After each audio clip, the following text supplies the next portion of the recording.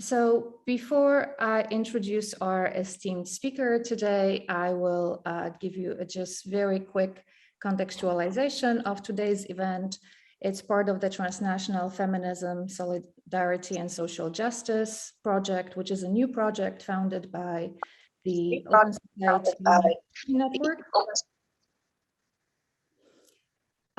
Please mute yourselves on arrival. Thank you. So our project brings together faculty and students from various awesome colleges and universities across the world to jointly develop collaborative network courses, research and art projects, workshops, and other activities that acknowledge the importance of transnational feminism as a toolkit for social justice. My name is Agatha and I'm the leader of this awesome project and associate professor of migration studies at Bard College Berlin. I'm thrilled to see so much interest in today's talk by Dr. Eva Majewska and grateful that she has accepted our invitation. Welcome, Eva, to our virtual room. Dr. Eva Majewska is a feminist philosopher and activist. She's joining us from Warsaw. She has taught at the University of Warsaw, the Jagiellonian University, and was also a visiting scholar at various international institutes, such as Berlin's Institute for Cultural Inquiry, the Institut für die Wissenschaften von Menschen in Vienna, also at Berkeley and Örebro. And she's the author of several books. I'm a fan, so I have many of them here. And today's talk will be connected to Eva's brand new book and her first full monograph in English, which was recently published by Verso just a couple of months ago. It's titled Feminist, Antifascism, Counterpublics of the Common. Eva Majewska has also authored many scholarly articles, opinion pieces, essays, and also collaborated with a number of fascinating artists, such as some very esteemed Polish feminist artists, such as Ewa Partum and Zorka Wolny. And so you can also find Eva Majewska's texts in various art catalogs in various museums, including Berlin, for those of you who are joining us from Berlin. Eva Majewska's current research is on Hegel and focusing on the dialectics and the weak, and she continues to work on feminist critical theory and anti-fascist cultures, both very topical issues and central to some of the questions that we are asking ourselves. Dr. Majewska will speak for 40 minutes, after which we will move on to a discussion. For those of you who have joined in the middle of the introduction, I wanted to reiterate that the lecture is being recorded, but the discussion that follows is not going to be recorded. Okay, so now without much further ado, please join me in welcoming Dr. Eva Majewska to our lecture series. Thank you, Eva, for being with us. Thank you so very much for this kind introduction, for the invitation to this amazing series of lectures, and also for your presence here and for the will to discuss fascism. I believe that it's not a very joyful topic and a very cheerful topic, so therefore I'm happy that nevertheless we decide to resign from more pleasurable opportunities that our lives maybe offer, and we decide to stay with the trouble, as Donna Haraway calls it. So stay with the trouble of climate change, as she speaks about, and for me staying with I believe that the person called Gilbert might maybe mute the microphone if possible. So without further ado, we're gonna have the lecture first. I would like to kindly request your patience and wait till discussion with discussion, but there might be names, facts, or other more technical elements. So if there is a question, you can write it in the chat or perhaps even ask it. And like this, we can have the clarity about the content of this lecture. So again, I'm super happy to be here. Thank you so very much. And I'm gonna read and speak, partially read, partially speak. If I speak too fast, please do something. The mainstream education about World War II in Poland usually begins or ends with the famous statement, "Never again," concerning fascism and its supposed lack of future. We all believed, at least in Poland, that fascism belongs to the past, safely and conveniently, entirely and without exceptions. Even the omnipresent label of fascism, so actively used in the left political and academic circles, was predominantly seen as metaphor for many decades, perhaps an insult, but not a description of facts. For me, this sort of surrealist status of the label of fascism ceased to be available around the year 2005. It was then when I felt the need to re-examine our comfortable practice, consisting in locating fascism in the past, solely in the past, in forgetting the possibility of its reappearance, in making sure that it does now. Of course, living in Warsaw makes of it a kind of obligation to make sure that fascism never again resurfaces, not to speak about it becoming the actual political power. It is from this sense of obligation that many theoretical choices you will hear about today come from. In his thesis on the philosophy of history, Walter Benjamin wrote about weak messianism, a pact between past and future generations of dispossessed, excluded, executed, and how it should fuel any investigation in the past for the future. Jacques Derrida, on the other hand, perceived such pact, such weak messianism, as a secular one. It is in this way that I interpret it as a sense of intertwining between the research in history and that for the future. They are interconnected, and perhaps Derrida is right in claiming that whenever we work in an archive, we create futures, not pasts. The past is already there. There are several key topics that should be addressed when discussing fascism today. One of them is to what extent fascism belongs to the past. I believe you might already guess that for me, it once again becomes our present, unfortunately, and possibly also our future, again, unfortunately. It is thus necessary to address it once again. The other question is whether we are allowed to use this term to describe today's politics, or perhaps we should create a new one. Next problem that I will try to address here is the difference between comparison and identification, or even conflation. The introduction of some elements of cultural translation theory might come in handy. Later, we will discuss the notion of public sphere, counterpublics, and the subaltern to finally address today's antifascism as feminist weak resistance, working across gender binarism and thus influencing the reshaping of contemporary fascism as one doing the anti-gender theory and practice. I'm not sure if you read The Guardian, for instance, but it is there where Judith Butler recently published several articles discussing today's anti-gender politics as a form of fascism. So I totally recommend you to read that, not necessarily to agree with Butler, but to access this perspective and perhaps also try to rethink, how you situate yourself in this context. The concept of repetition is not new. In the context of philosophy of history, it occupies an important position in Hegel's theory. Hegel claims that history works through repetition, and then also Karl Marx sort of corrects Hegel.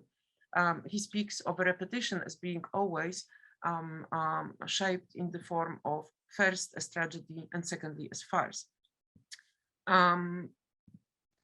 This is often quoted in the context of fascism's sort of resurfacing.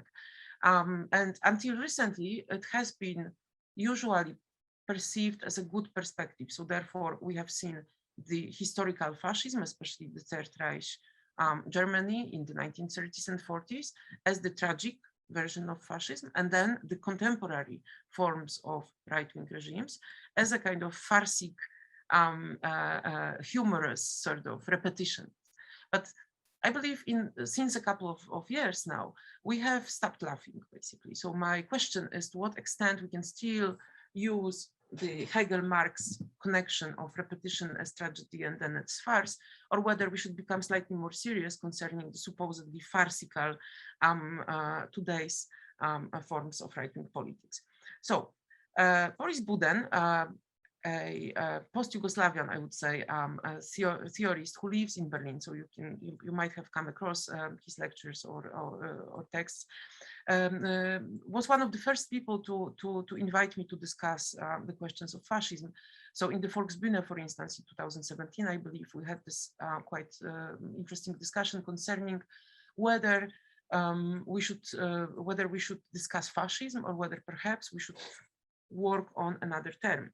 So Buden is, I'm not sure how about today, but in 2017 and 18, when we were discussing it both in Berlin, in Volksbühne, but also in Teatr Powszechny in Warsaw, he took the position of criticizing the immediate use of the notion of fascism, and he was defending the more careful, I would say, or more cautious position of perhaps speaking of neo-fascism or post-fascism as a description of today's politics. This is quite common in the plethora of anti-fascist thinkers, so I'm going to quote several ones. So for instance, Roger Griffin, the British scholar, one of the classical authors of books and journals, also journal articles on fascism, he, until very recently, was also suggesting that perhaps that fascism is a very specific German historical form of politics, and then what we have today is rather various forms of right-wing politics. Interestingly, Griffin started to change his mind slightly about the use or non-use of fascism after coming to Warsaw to our anti-fascist conferences that my students invented, and then with the scholars from the Polish Academy of Science, we were running 2 conferences in 2019 and 20, when Griffin was one of the keynote speakers, obviously, as a very established scholar in the field. And then at first conference, he was completely critical and even, I would say, negating the possibility of using the notion fascism. And then in 2020, well, fortunately or not, I mean, this is this moment when you are not very happy that you are right? I mean, that your diagnosis might be correct. So this is the unfortunate moment when I wasn't happy, but I discovered with some satisfaction that he started moving towards the possibility of using this concept of fascism today, even. From the post-Yugoslav countries, we have also Rastko Močnik, who in the Former West book speaks of neo-fascism. We have Gaspar Tamas, the author of a very important text, What is Post-Fascism? It's a quite old text, actually, it's from 2001.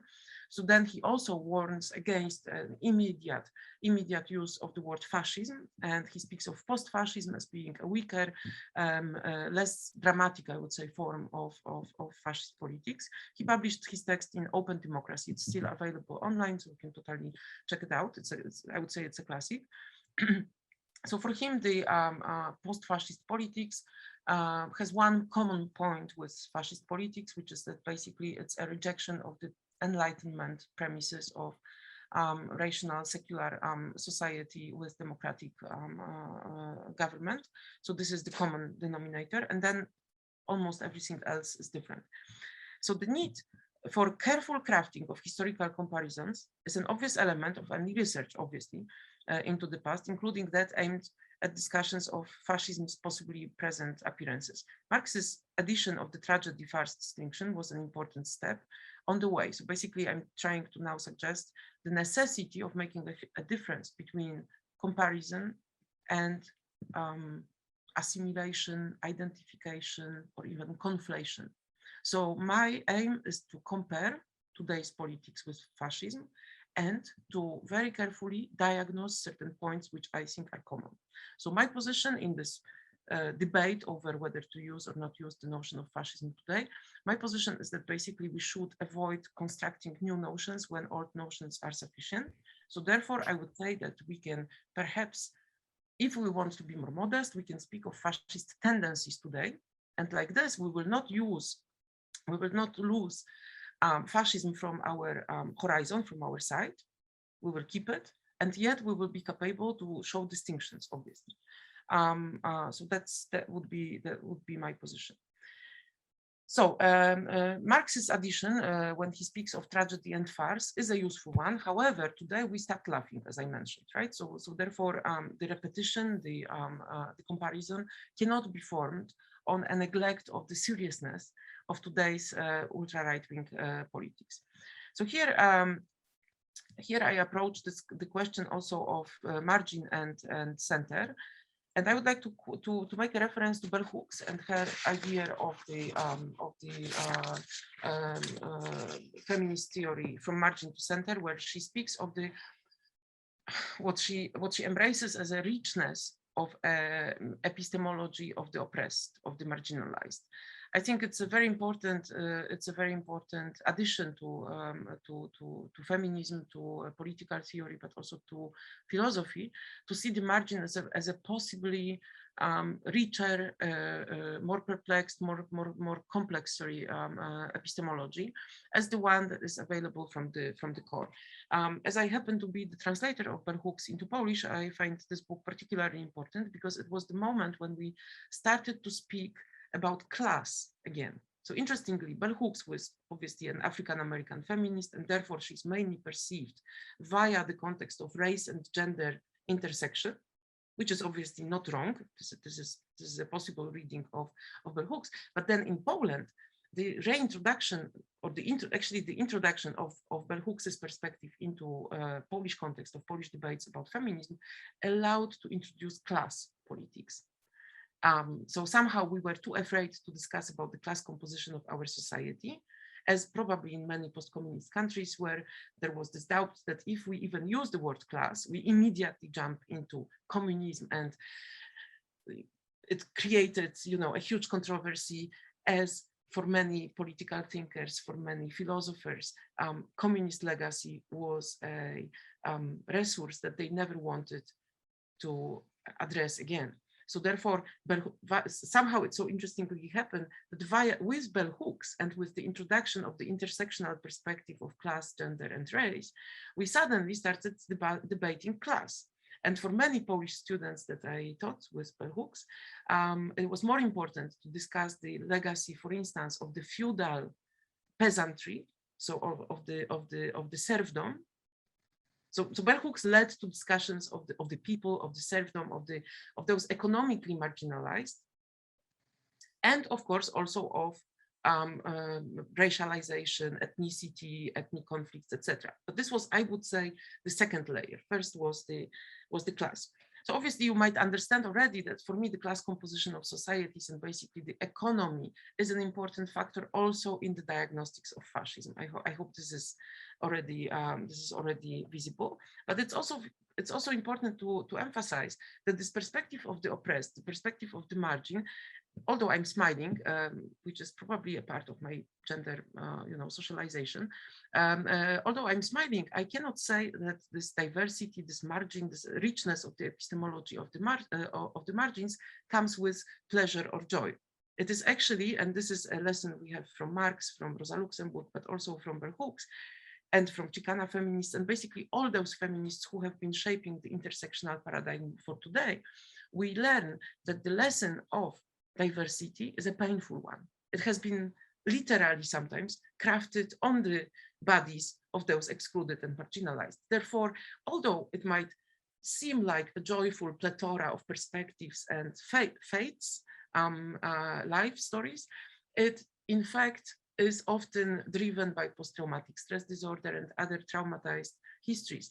And therefore, so I need all this context to describe the subjectivity of the anti-fascist person, anti-fascist movement, anti-fascist perspective as one which does not follow the straight scenario of a life story, where the life path is so complicated by traumas, by encounters of the borders, by encounters of the authorities, of the sovereign power, that it actually cannot move straightforwardly. And there is a very beautiful book, The Borderlands by Gloria Anzaldúa, the Chicana feminist from living, well, actually she's dead now, but she was living in borderlands of Texas and Mexico. So she was emphasizing this impossibility of telling a straight story from a refugee, from a migrant, from somebody who has mixed origins. And I believe we need this narrative today to actually address fascism as a narrative which is like the border guard, demanding the straight story. So many of us might know this dialogue on the kind of border dialogue, yes? So the dialogue of a refugee, of an immigrant, of somebody who precisely cannot produce a straight story. So I would locate this impossibility of giving a straight story at the core of the, I would say, anti-fascist subjectivity, and then also anti-fascist narrative and today's anti-fascism.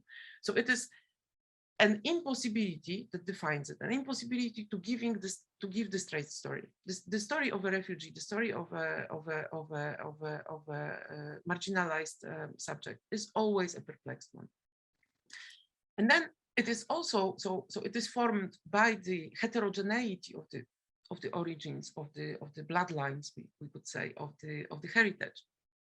But it is also complicated by the confrontations with the direct confrontations with the bare forms of sovereignty. So here we come across a very important moment in any anti-fascist discourse, I would suggest, the moment of discussing the state of exception. So we have, obviously, you have heard the theories of Giorgio Agamben, who is rediscussing, renegotiating the legacy of Carl Schmitt. And in so doing, he's revisiting the exception of today's state. So the state of exception in the formulation of Agamben, drawing on Carl Schmitt's political theology, the state of exception is one which creates actually two exceptions. One exception is the sovereign power of a absolute sovereign who has the ability to create law and who is not obeying to the laws, who does not have this obligation to obey to laws. So this is a core element, one of the core elements of fascism, both in Germany, in historical Germany, but also if we follow today's governments that are accused of being fascist. So I'm not gonna define for you which government is fascist today. You do it yourselves. I'm not going that direction. But there are governments that have been continuously accused of following the fascist track.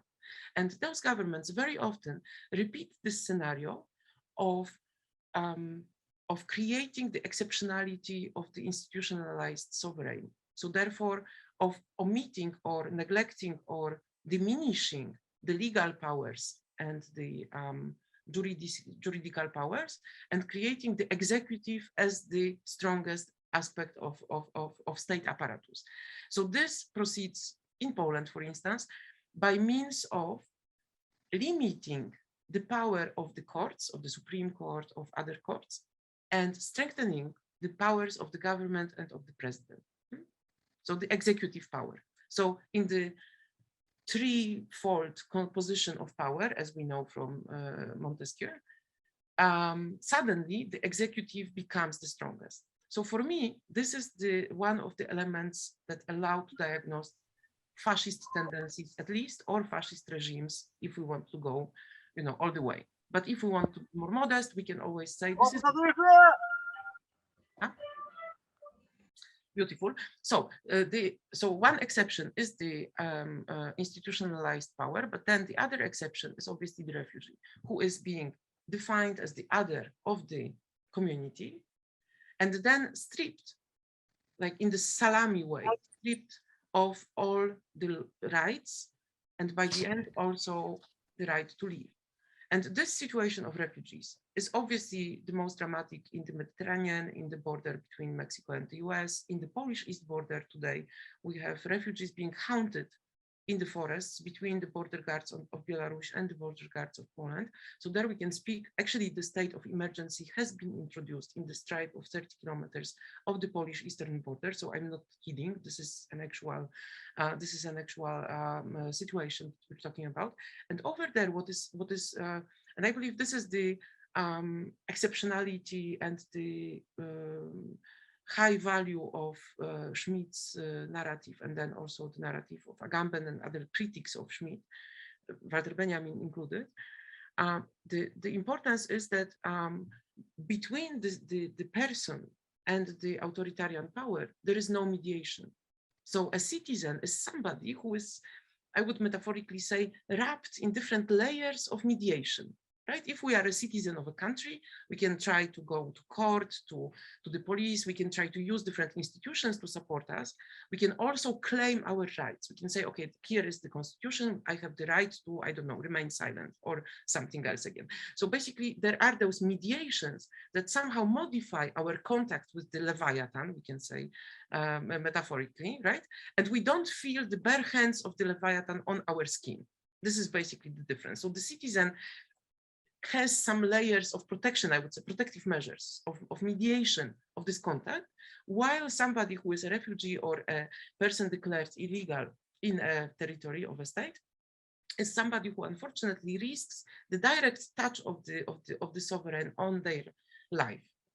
And that's the difference. So hence, after somebody has experienced this direct contact, even if it wasn't dangerous physically, for instance, it is still traumatizing because of its direct dimension, right?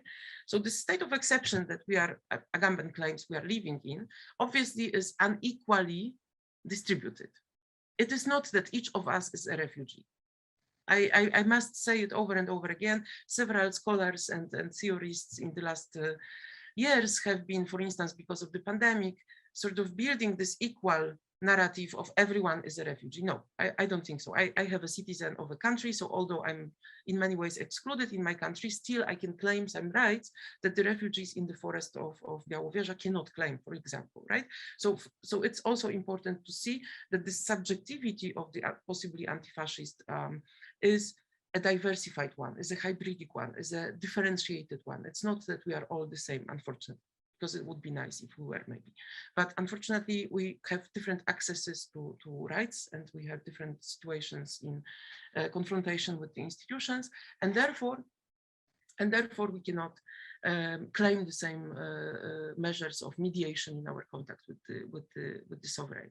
So to me, the need to use the notion of fascism actually came when with the observation that this contact between the sovereign power and the citizen and also the refugee becomes less and less mediated. So for me, this was the alarm bell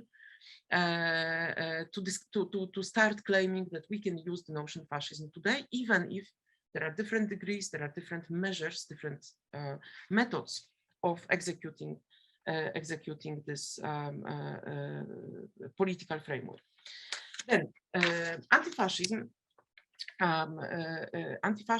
therefore needs to learn diversity and needs to learn heterogeneity. We have, I think, this image in our heads that anti-fascism belongs to a specific group. For instance, recently I had a conversation with Paul Mason, a fantastic anti-fascist activist and theorist from Great Britain, and he was sort of claiming a version of anti-fascism, which I polemically address as anti-fascism for boys. My concern was that actually the subjectivity that I sort of see emerging from his project of anti-fascism is this militant, young, powerful in the sense of also having able body, but also sort of masculine set of characteristics, right? So being brave, being articulate, being, what would be the word, Agatha? Hearable, accessible to hear. A jak po polsku? Słyszalny. Audible. Audible, exactly. That's the thing, that in the studies of feminist, in the studies of feminism and in the studies of discrimination, recently we started to discover that audibly we also discriminate certain languages, certain ways of speaking, etc., etc. Now I would like Agatha to play for us the small video. I'm going to explain what it is, but first I want you to see it, and then we'll discuss it. Can we have the shared screen? Yes, just a second, Eva. Just a moment. It's coming. Oh, somebody mentioned Creon. Fantastic. Going towards Antigone. So Eva, there's a whole discussion on Antigone happening in the chat that I think we can turn to in the during Q&As. Because I know you also, you wrote about it, so I know you're a fan. But let's Okay, let's so listen to Zorka Von. Do you want to introduce this yes, briefly? I'm gonna do that. So you can play it already, so that it already plays. So this is a it's a very difficult piece of art, basically, because it connects theater and performance, you know, improvisation and scenario. It's a very mixed format, but Zorka Wolny, the Polish artist based in Berlin, invited 11 actresses who played Ophelias in different theaters in different ages. So they were between 25 years old and 80 years old. So therefore, as you can imagine, they were trained in very different forms of theater presentation. So they only play Ophelia. So the whole piece, 3 hours, is basically hysteria of abandoned femininity, you know, in huge emotional turmoil. So I believe we can later share the link to this work with everyone. If you want, it's 25 minutes of a shorter version and altogether 3 hours. You can see all those very different Ophelias and so why would I want, maybe we can return from there. So why would I want to introduce you to this plethora of women's voices in distress? I want to do that because I would like us to really imagine what a diversified, heterogeneous subjectivity is. So it's basically something like this as well.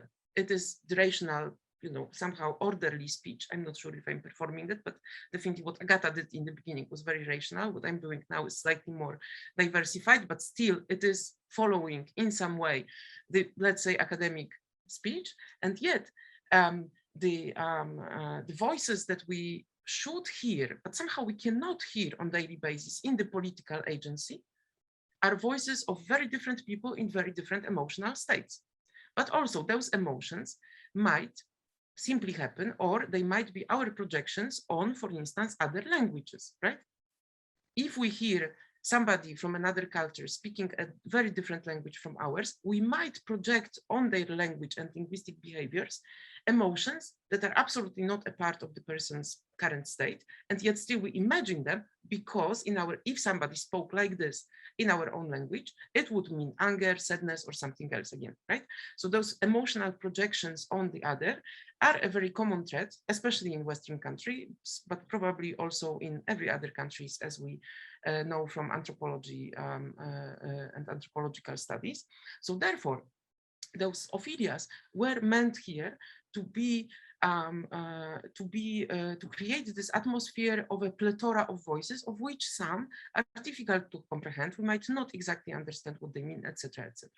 So this diversity sometimes is a painful one. Ophelias, as you might remember from Shakespeare, are quite unhappy women. The question is why and how they have been excluded. And speaking of unhappy women and basically femininity in general, when Zorka Wolny invited me to write a text to the book about this project, my first reaction was, Zorka, I work with Antigones. I don't work with Ophelias, different girls. Basically, you introduced me to, to the version of subjectivity which I cannot comprehend very well. I'm very distant from it. And Zorka insisted. So I had this experience actually of, this is the book exactly. You can also find the text online on the website of the artist. So if you are interested, so basically there I speak about Ophelic counterpublics.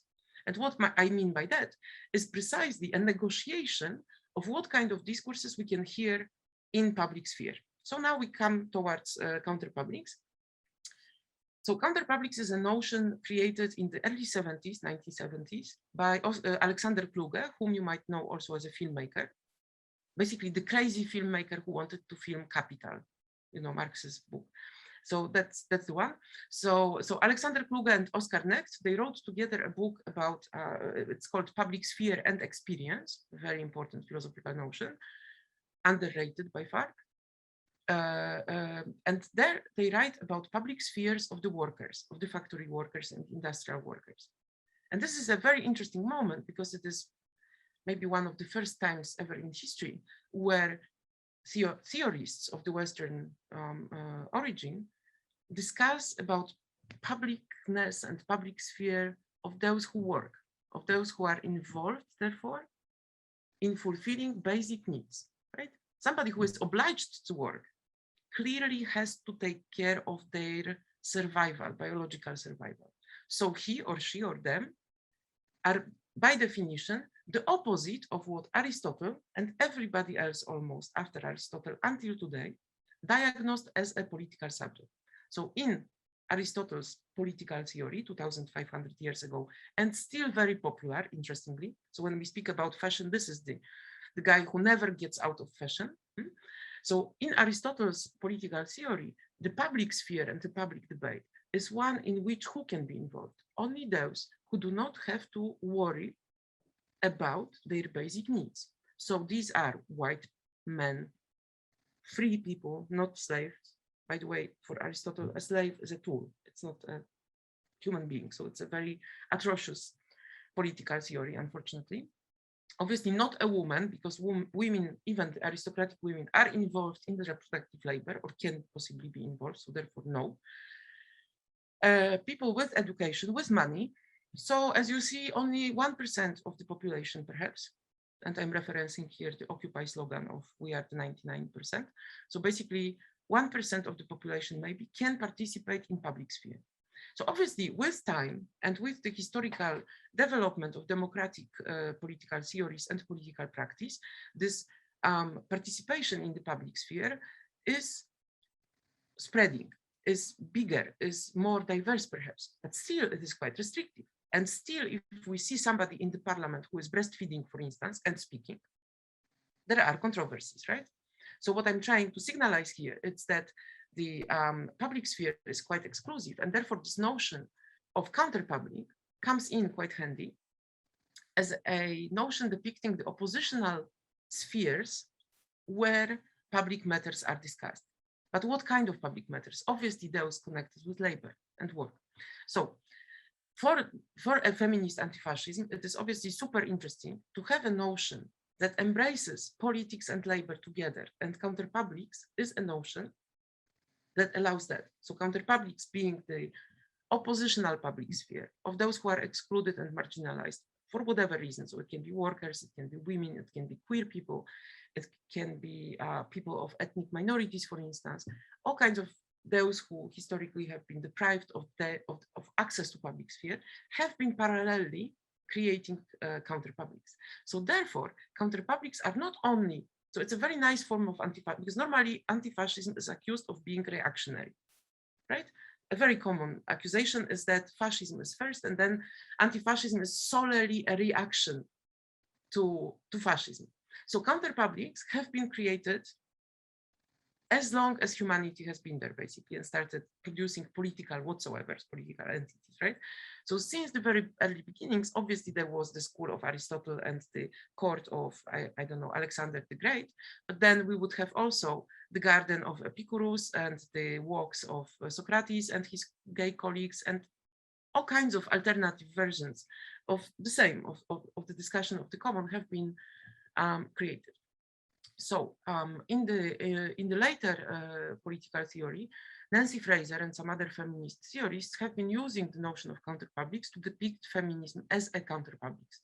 So we had an image created by Fraser around the year 1990 of American feminism, for instance, being transversal, being working across differences of organizational form of politics, etc., etc. And being seen, therefore, as counterpublics. So I have to probably go towards the end. So I'm going to close this presentation with an image that has something to do with Antigone, but it's actually a sort of evacuation or critical kind of renegotiation of Antigone's pact. So usually we see Antigone on her own. She's a very solitary creature in most accounts of her life or death. But, and sometimes she is presented in the dialectical kind of tension with Creon, so the king who is imposing the state law. But another kind of dialectics is happening in the same time. So a counter dialectics is happening in this story, which is basically the one between Antigone and Ismene. So the British thinker, okay, I'm not sure if she's British, but definitely the work was published in Britain. So Bonnie Honig has argued, following Judith Butler to some extent. So she says, okay, Antigone perhaps does not stand for the feminine. Perhaps Antigone breaks down the binary codes of gender. And perhaps Antigone is not a woman. interestingly, Creon addresses Antigone as puer, as the boy. So Creon, in effort to combat Antigone's argumentation, accuses her of being manly or boyish rather than a woman. So we see in the narrative already that Antigone is a gender trouble, basically. So Judith Butler works on that context and shows us the mode of being a subjectivity which is not specifically defined by gender-wise, but whose main preoccupation is to precisely step on the borders, to cross those borders between the living and the dead, the man and the woman, the queer and the non-queer, etc., etc., etc. So there is that. But then Bonnie Honig adds to it a very strong, a very powerful argument, which I think is a very nice closure for what I've been talking about, which is basically the necessity of solidarity and of being together. So Bonnie Honig's argument is that Ismeni is a necessary element of Antigone's whatsoever, Antigone's victory, Antigone's claim, Antigone's history, etc., etc. Those two sisters act in unison, Bonnie Honig claims. She says that there is a sororal anti-patriarchal pact that combines their forces, and Antigone can only maintain her bravery and her, fantastic, super interesting arguments by being supported by Ismeni. So my spread of this argument is actually even more anti-individualistic. It is to say that the two sisters are also existing in a plethora of not only feminine but also excluded kind of characters. So therefore, their strength is also combined with those who support them in turn. So therefore, there is no possibility of speaking of a heroic, brave, individualized subjectivity in the context of anti-fascism. It's more about the interconnected individuals and subjectivities that by necessity, that require reproductive labor, that require care and affective labor, and only therefore can act out. So therefore, their agency does not necessarily have to be a heroic one, a audible one, a visible one, an articulate one, but it can also be what we have until recently sort of diagnosed as hysterical, as irrational, etc., etc. So this revision of the anti-fascist subjectivity is, I believe, a necessary element of addressing fascism forms and fascist politics, which focuses much more on feminine bodies, on trans bodies, on various other bodies, refugee bodies, obviously. It focuses much more on that than on the installation of the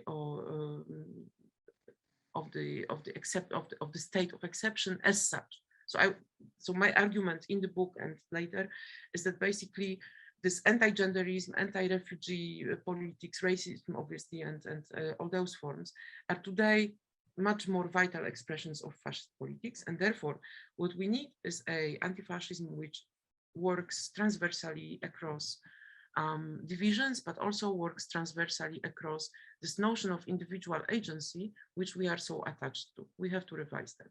Thank you so very much for the attention and for being with me. And I hope we can have a discussion in which we, and then I can read the sections in the chat finally.